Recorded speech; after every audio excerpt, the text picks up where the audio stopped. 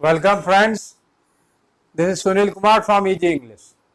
Friends, आज मैं आपको स्पॉटिंग एरर्स यानी कॉमन एरर्स जो लगभग हर कॉम्पिटिटिव एग्जाम्स में पूछे जाते हैं उसके कुछ क्वेश्चंस आपको एक्सरसाइज करा रहा हूं। ये क्वेश्चंस बहुत ही बेसिक पे आधारित भी है और जब आप इसको देखेंगे तो आपको लगेगा कि वाकई इसका लेवल भी बहुत कॉन्सेप्ट का यूज करने वाला और कॉन्सेप्ट के डिफरेंस को समझने वाला।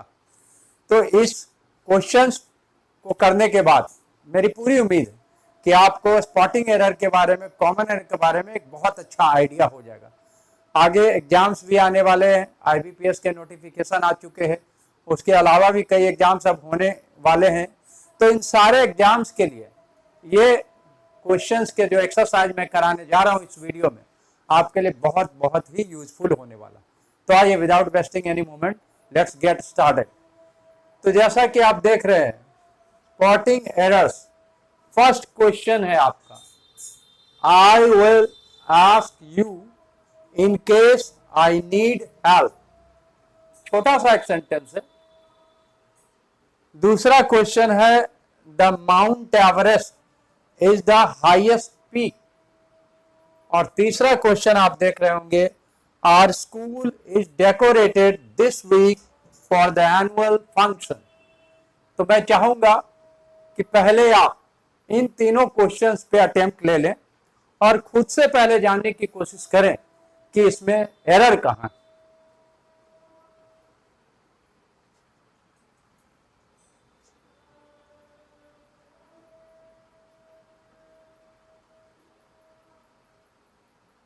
ओके, अब मुझे उम्मीद है कि आपने आंसर्स बना लिया होगा, क्वेश्चंस को देख के समझ गए होंगे कि एरर कहां है।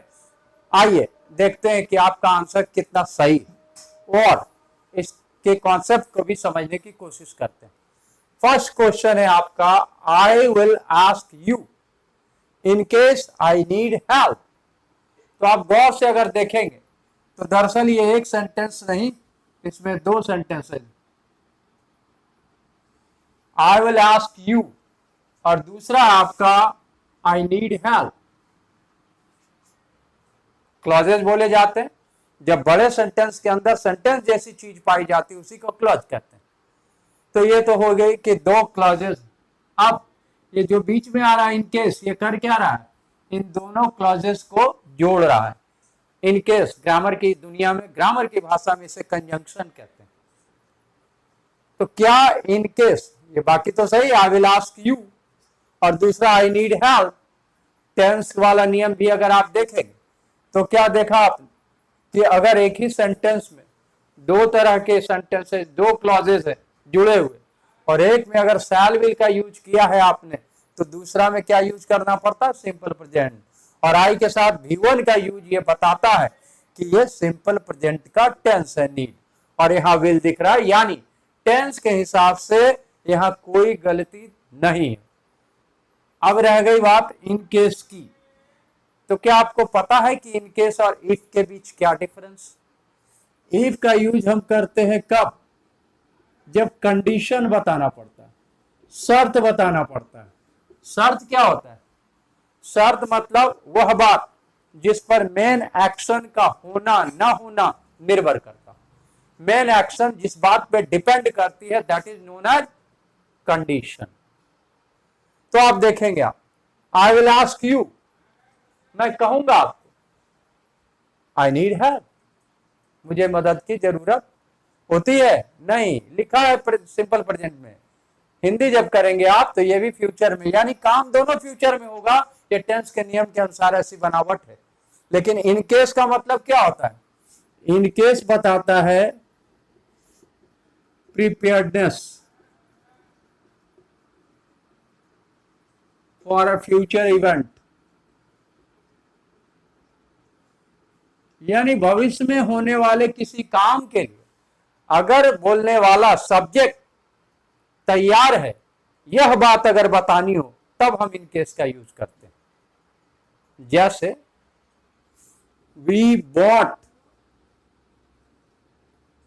सम sweets in case guest arrived, देखिए एक दूसरा वाक्य मैंने लिखा, वी बॉट सम स्वीट्स, एक क्लॉज, दूसरा आपका गेस्ट अराइव, और इस दोनों को जोड़ा इन केस। क्या मतलब, हम लोगों ने कुछ मिठाइयां खरीदी, किस लिए, क्योंकि ये हमारी तैयारी है कि अगर गेस्ट आए तो हम तैयार, यानी सब्जेक्ट प्रिपेयर्ड, किस बात के लिए, फ्यूचर एक्शन, गेस्ट के अराइवल के लिए, गेस्ट के आने की बात के लिए।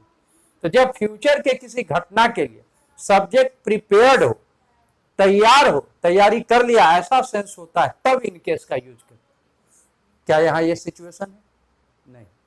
आप गौर से देखें, आई need help, I will ask you, मैं आपसे कब पूछूंगा, यह बात मेरा पूछना डिपेंड कर रहा है इस पर, आई नीड हेल्प, जब मुझे मदद की जरूरत होगी, यदि मुझे मदद की जरूरत होगी, यदि नहीं जरूरत होगी तो नहीं पूछूंगा, नहीं कहूंगा।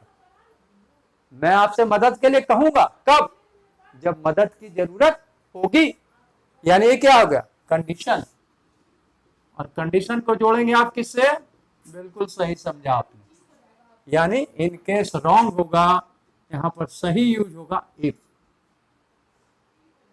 क्लियर है? अब आप समझ गए होंगे इन केस और इफ का डिफरेंस, बहुत बहुत ही important.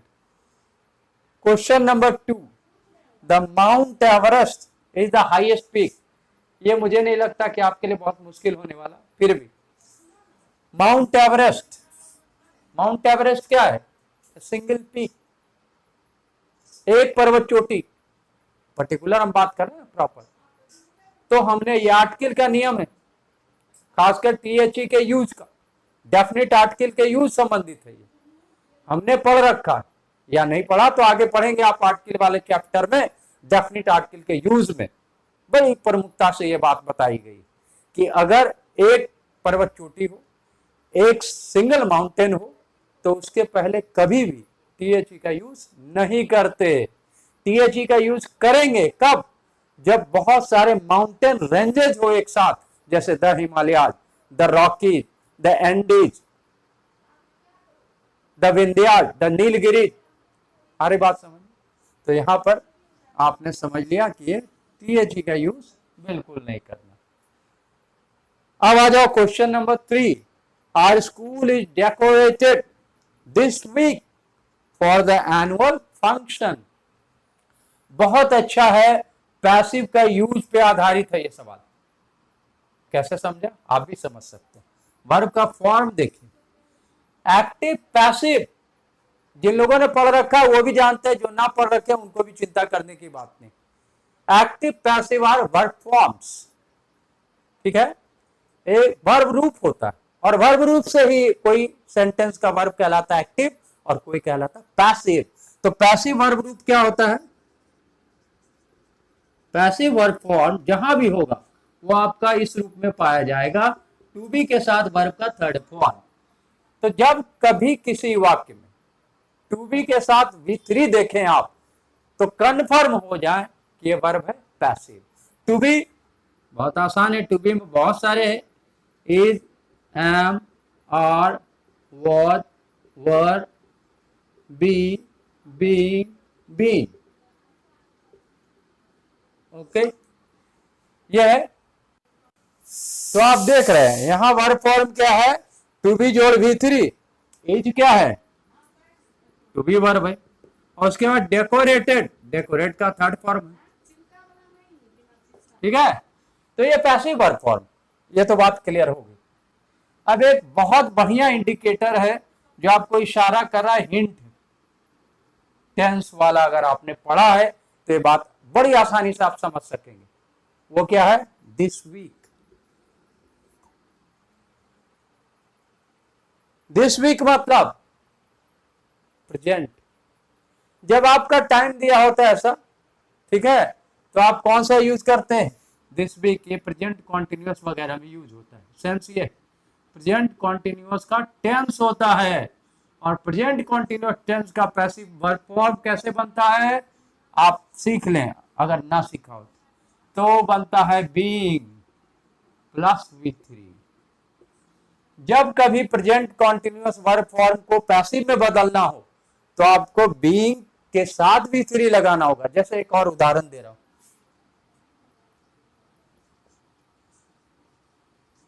The children are taking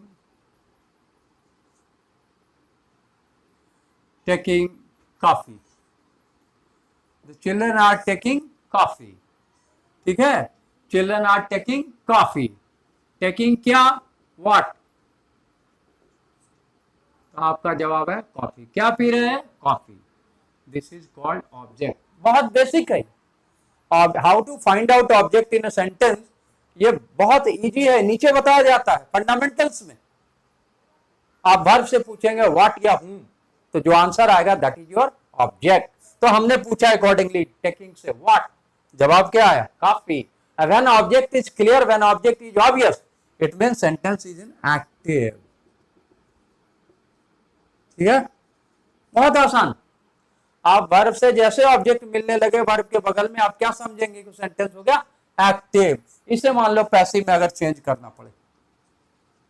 और टेंस कैसा है देखेंगे आप, are plus B1 ING, is plus B1 ING, am plus B1 ING। कौन से टेंस की निशानी? Present continuous. तो प्रेजेंट कॉन्टिन्यूअस का पैसिव कैसे बदलेगा?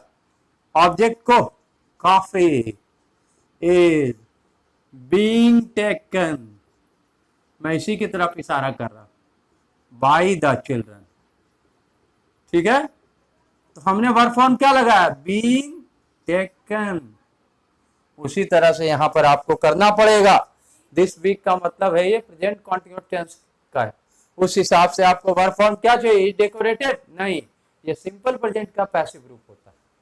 तो प्रेजेंट कॉन्टिन्यूअस का कैसा होगा? इज और बीइंग, अभी पढ़ा आपने बीइंग, और तब थर्ड फॉर्म डेकोरेटेड। क्लियर है? तो इस तरह से आपने 3 बहुत इंपॉर्टेंट क्वेश्चंस देखे हैं, जिसके थ्रू आप कुछ बेसिक्स को समझे होंगे, मेरी पूरी उम्मीद। Well, question number 4, 5, 6, 7। Now you can see 4 questions on the board. So first attempt these questions yourself. पहले खुद से आप कोशिश करें।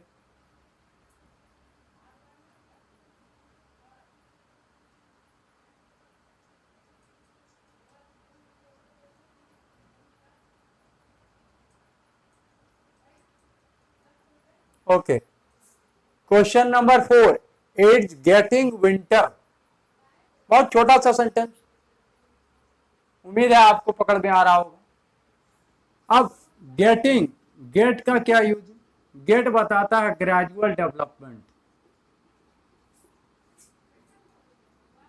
है? समय के साथ जो बात धीरे धीरे होती हो उसको बोलते हैं, उसके लिए यूज करते हैं गेट। अब आप क्या कहना चाहते हैं? इट्स गेटिंग विंटर, हो रहा धीरे धीरे। तो इसके साथ आपको कौन सा फॉर्म लगाना चाहिए? Getting to be. होने के सेंस के लिए आपको इट इज गेटिंग विंटर नहीं कर सकते। ठीक है, आप ये कह सकते हैं is getting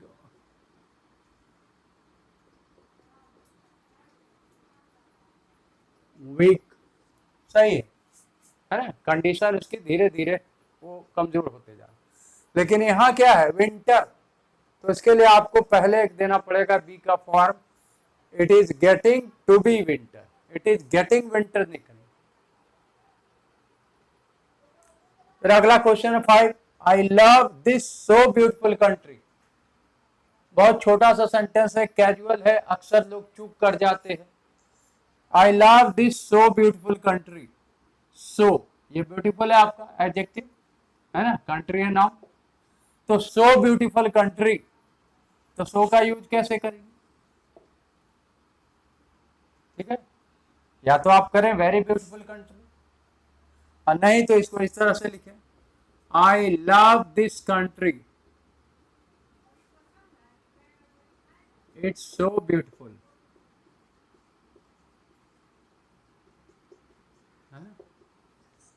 I love this country, it's so beautiful. लेकिन इस तरह से नहीं, I love this so beautiful country.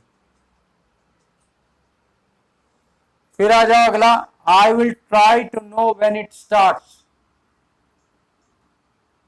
देखने में तो बिल्कुल सही लग रहा होगा, कहीं कोई दिक्कत नहीं। I will try to know, will shall के बाद V1 आ रहा है, सही है आपने। टू नो, ठीक है। व्हेन इट स्टार्ट्स, टेंस के हिसाब से भी आप देख रहे होंगे, एक क्लॉज में आप क्या देख रहे हैं, शैल विल का यूज है, और दूसरे क्लॉज में आपने अभी ऊपर फर्स्ट सेंटेंस में देखा था सिंपल प्रेजेंट का यूज है। तो टेंस के हिसाब से ये वाक्य सही है। यहां एक गड़बड़ी, वो है वर्ब नो। नो और फाइंड आउट, ठीक है। नो का मतलब क्या होता है, आप जानते हैं, आप जान चुके हैं, तब होता है know. I know my town well.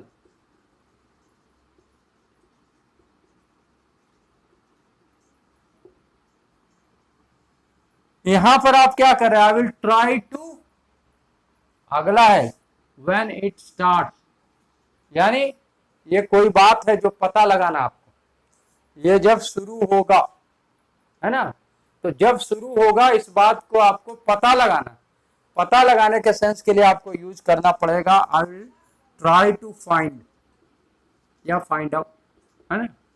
I will try to find, know के जगह क्या करेंगे, फाइंड। फिर अब अगला है one speaks Hindi in my town. बहुत ही छोटा सेंटेंस है, बिल्कुल एक बार देखने से समझ में नहीं आया होगा कि गलती क्या हो सकती है, एरर क्या हो सकता है। One speaks Hindi in my town, one का मतलब क्या होता है, जनरल में, जनरलाइजेशन, कोई एक, है ना।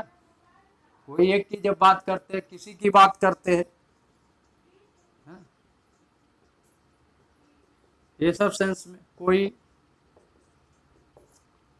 वन का ये, one speaks Hindi in my town. अब माई टाउन में आप किसकी बात करेंगे, माई टाउन में एक आदमी की बात होगी। हिंदी बोलते हैं, आप किसकी बात कर रहे हैं, उस टाउन में जितने लोग हैं सबकी बात कर रहे हैं। एक जनरल जानकारी दे रहे हैं, फैक्ट दे रहे हैं अपने टाउन के बारे में, कि उस टाउन में रहने वाले जो लोग हैं। तो जैसे आप लोग की बात करेंगे तो वन के जगह आपको क्या यूज करना पड़ेगा, दे। या अगर बोलने वाला भी उसी टाउन का है तो आप वी भी यूज कर सकते हैं, बट वन तो कभी नहीं, ठीक है। तो उम्मीद है ये एक्सप्लेनेशन भी आपको समझ में आए होंगे। बहुत देख रहे हैं आप, बहुत छोटे छोटे सेंटेंसेस लाया हूं आपके लिए, लेकिन बेसिक्स पे पकड़ बनाने वाले सेंटेंसेस है। और ये कॉन्सेप्ट अगर आप समझते चलेंगे तो आगे बड़े क्वेश्चन समझने में आपको दिक्कत नहीं होगी, ठीक है। चलिए अब आगे बढ़ते हैं।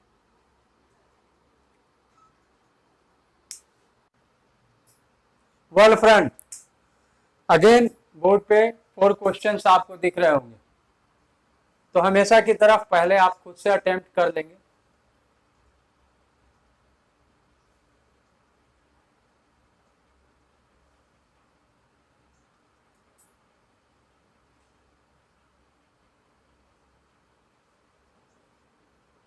वेल आइए शुरू करते हैं। Question number 8, I nearly wished I had stayed at my home town, है ना। I nearly wished I had stayed at my home town. अब यहां पर आपकी गलती क्या दिख रही, एरर क्या हो सकता है, नियरली, ये जो वर्ड, इसका यूज कहां होता है, नियरली का यूज होता है काउंटिंग नंबर, है ना, मेजरमेंट, ये सब में अधिकतर। और विश, ये सब, ये ऑलमोस्ट, ऑलमोस्ट का मतलब क्या होता है, सिमिलर टू, नॉट सेम, लगभग, मिलता जुलता। नियरली कहाँ, काउंटिंग नंबर के लिए, वेट के लिए, ठीक है, तो वहां पर आप नियरली यूज करेंगे। देयर वेयर नियरली 20 स्टूडेंट्स, है ना। यहाँ काउंटिंग नंबर में आप बता रहे हैं लगभग, तो काउंटिंग नंबर, मेजरमेंट, ये सब में आप नियरली का यूज कर सकते। यहाँ आप क्या बता रहे हैं, विश, है ना, ये इसके साथ आप क्या यूज करेंगे, ऑलमोस्ट। दूसरा में आ जाओ, whole Delhi is celebrating independence day. Whole Delhi, whole के यूज पे आधारित है ये, ठीक है। होल का मतलब क्या होता है, कंप्लीट, एंटायर, पूरा, है, ये होल का सेंस। तो यहां पर क्या करेंगे, होल दिल्ली, ठीक है, तो आप क्या यूज करेंगे, इसके पहले एक आर्टिकल यूज करना पड़ेगा, द होल, और तब यूज करिए of, the whole of Delhi, है ना, ये सही यूज। ऐसे सिर्फ होल इंडिया, होल दिल्ली ऐसा लिखना गलत हो जाएगा, तो द होल ऑफ दिल्ली। फिर आ जाओ 10 नंबर, it was too good party to miss.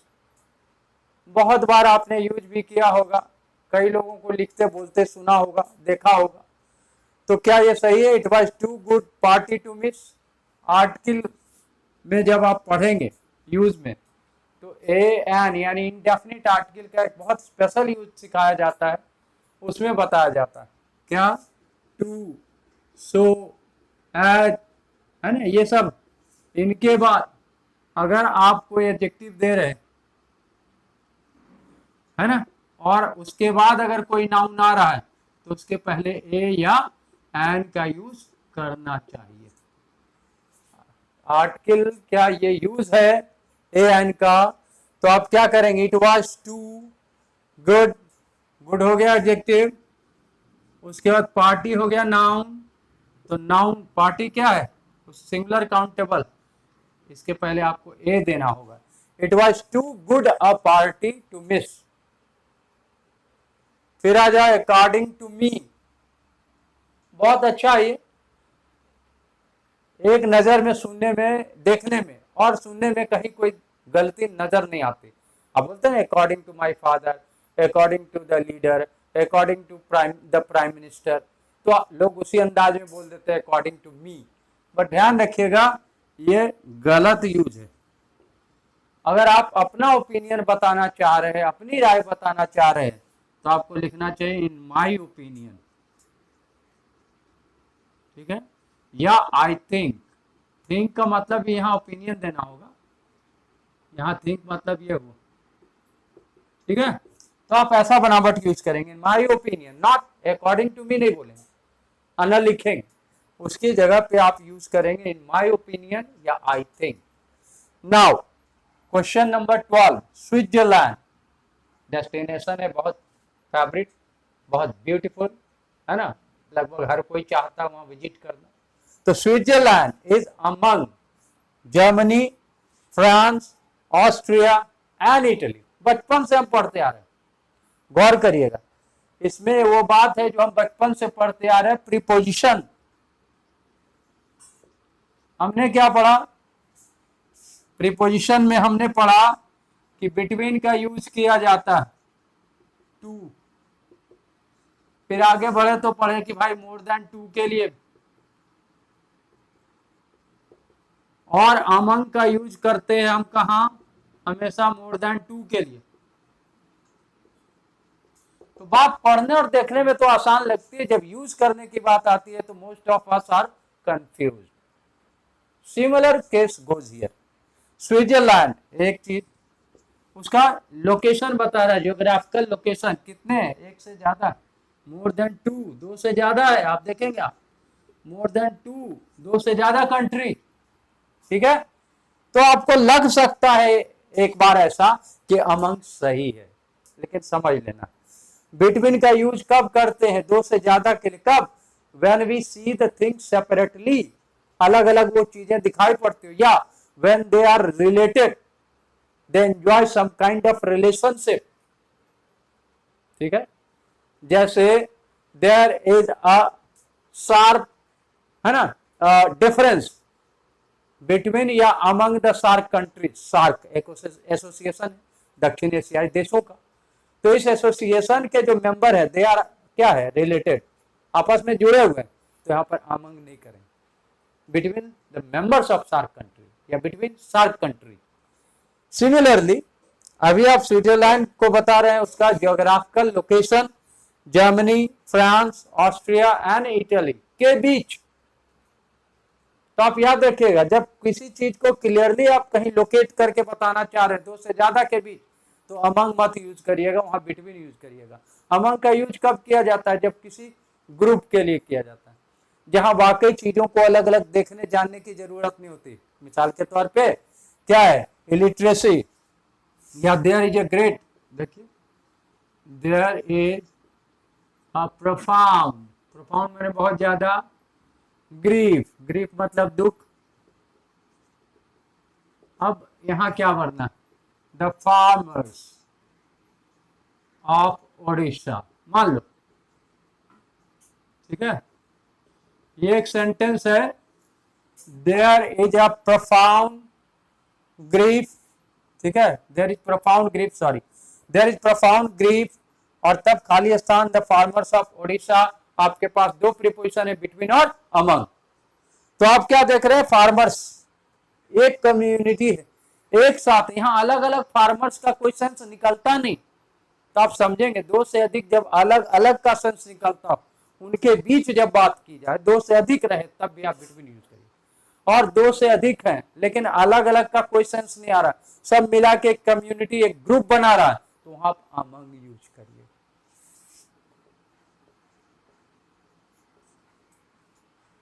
तो इस तरह से आपने देखा कि 4 क्वेश्चंस भी आपको आसानी से समझ में आ रहे हैं। चलिए move on to next questions.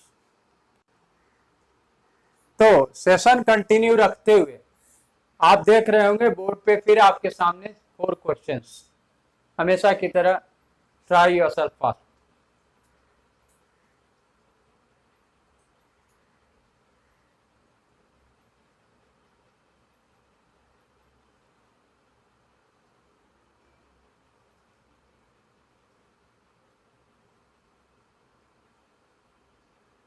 चलो ठीक है, आ जाओ शुरू करते हैं। Question number 12, that mine I saw it at first.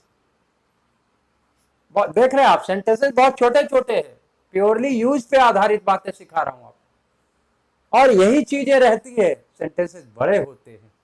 बड़े सेंटेंसेस से डरने की जरूरत नहीं है, अगर आप चीजों को क्लियरली देख और समझ सकते हैं। उसी की कोशिश आज के वीडियो में कर रहा हूं। 15 क्वेश्चंस के द्वारा आपको हर चीजों का एक क्लियर कट कॉन्सेप्ट दिखा रहा हूं और यूज भी साथ साथ बताते चल रहा हूं। आइए, that mine I saw it at first. अब यहां पर एट फर्स्ट क्या मतलब है, आप समझते हैं एट फर्स्ट का क्या मतलब? एट फर्स्ट का यूज कब किया जाता है? जब बाद में कोई चीज होने वाला है तो उसका पहला कोई घटना, पहली कोई बात, ऐसा सेंस यूज करना, तो एट फर्स्ट। जैसे मेरा एक पुराना दोस्त, वर्षों पुराना दोस्त मिला, पहले तो वो मुझे पहचान नहीं पाया। क्या मतलब? मैं क्या कहना चाहता हूं कि बाद में उसने मुझे पहचान लिया, तो ये जो पहचानने का जो हुआ काम का शुरुआत, उसका पहला जो हिस्सा था, बिगिनिंग जो था, उसकी जब बात करेंगे तो एट फर्स्ट यूज करेंगे। ठीक है, फर्स्ट एक और है, फर्स्ट सब एडवर्ब में पढ़ेंगे आप। फर्स्ट का यूज कब करते हैं? सिंपली जब किसी काम को स्टेप वाइज करते हैं, किसी काम में बहुत सारे स्टेप्स हैं, तो पहला जो स्टेप है वो फर्स्ट है, दूसरा जो सेकेंड है, तीसरा जो है थर्ड है। अब जरा पढ़िए, that's mine I saw it at first, मैंने शुरुआत में मैंने देखा और बाद में किसी और ने देखा, ये कहना चाहते हैं आप? नहीं, आप ये कहना चाहते हैं कि देखने का काम पहली बार आप ही ने किया, आप ही ने उस चीज को पहली बार देखा। समझ रहे आप? तो एट फर्स्ट की जगह पे यहां पर क्या यूज करना चाहिए? फर्स्ट। फर्स्ट ही एक और दिखा दे रहा हूं आपको, काफी पूछे गए। फर्स्ट ही डिनाइड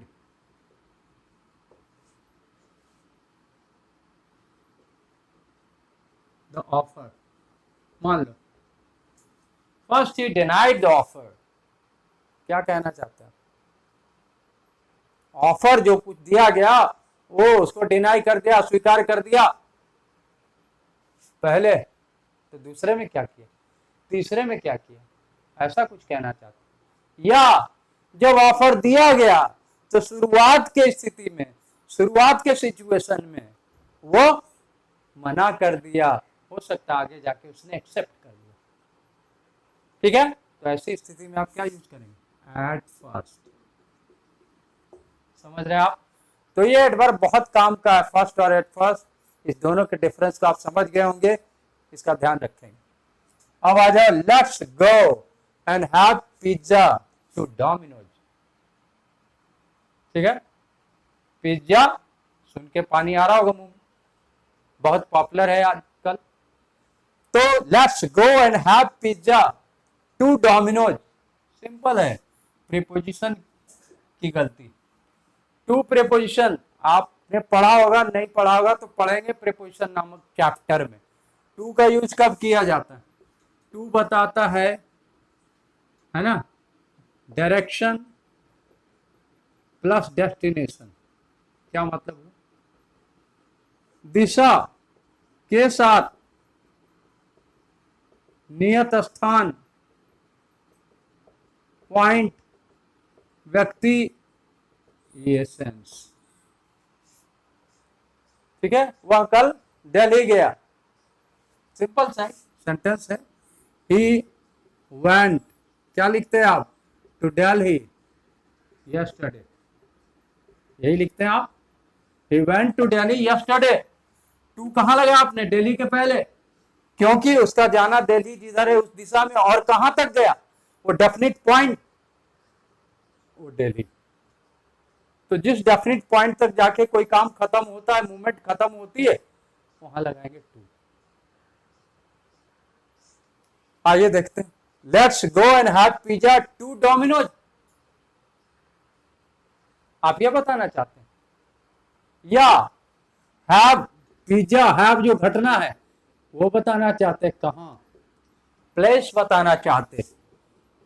ठीक है जी, तो प्लेस का प्रीपोजिशन क्या है? टू नहीं, प्लेस का प्रीपोजिशन इन है, एट है, बहुत सारे।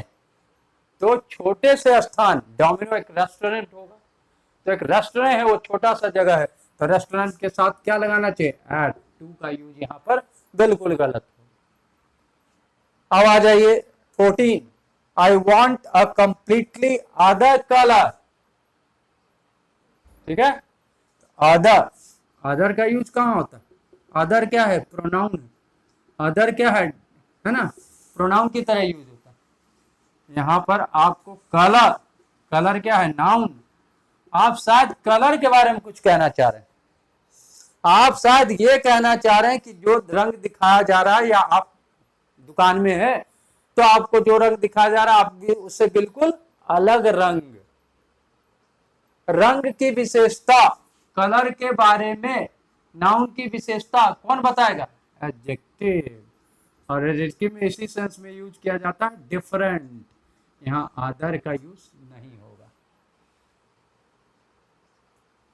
ठीक है, तो अदर और डिफरेंट का ही यूज। लास्ट आ जाओ, all along the century there have been wars. ठीक है जी, पहले तो मुझे ये बता दो, बहुत आसान सी बात, यहाँ हैव सही है या गलत? क्या लगता है आपको? बहुत अच्छी बनावट है, बहुत ज्यादा देखने और लिखने और बोलने में यूज किया जाता है।